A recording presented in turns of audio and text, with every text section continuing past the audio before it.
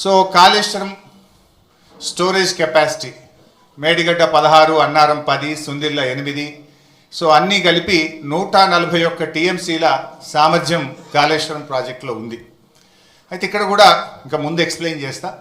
అయితే మన తెలంగాణ రాష్ట్రంలో మనకున్న ఒకే ఒక్క పెద్ద రిజర్వాయరు ఎస్ఆర్ఎస్పి.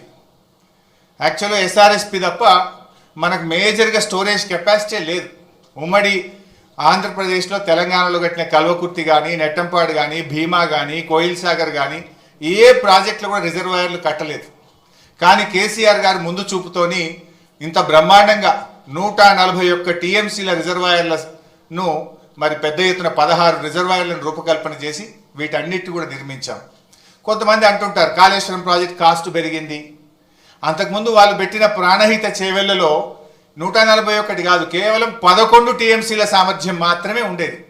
మరి మల్లన్న సాగర్ లాంటి రిజర్వాయర్ 50 టీఎంసీల రిజర్వాయర్ కడితే అక్కడ 13,000 ఎకరాల భూసేకరణ చేసినాం. దాదాపు 8 గ్రామాలకు R&R కాలనీ చేసినాం.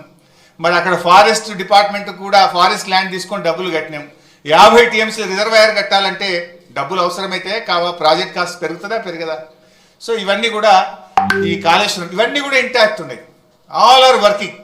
మేడిగడ్డ ఈ నుంచి మొదలుకుంటే ఈ మల్లన్న సాగర్, కొండపోచమ్మ సాగర్, రంగనాయక సాగర్, అనంతగిరి, మలకపేట, మేడారం, అదేవిధంగా గంధమల్లాక్, ఇవన్నీ కూడా ఇంటాక్ట్గా ఈరోజు రిజర్వాయర్లు వాడకంలో ఉన్నాయి. ఇవన్నీ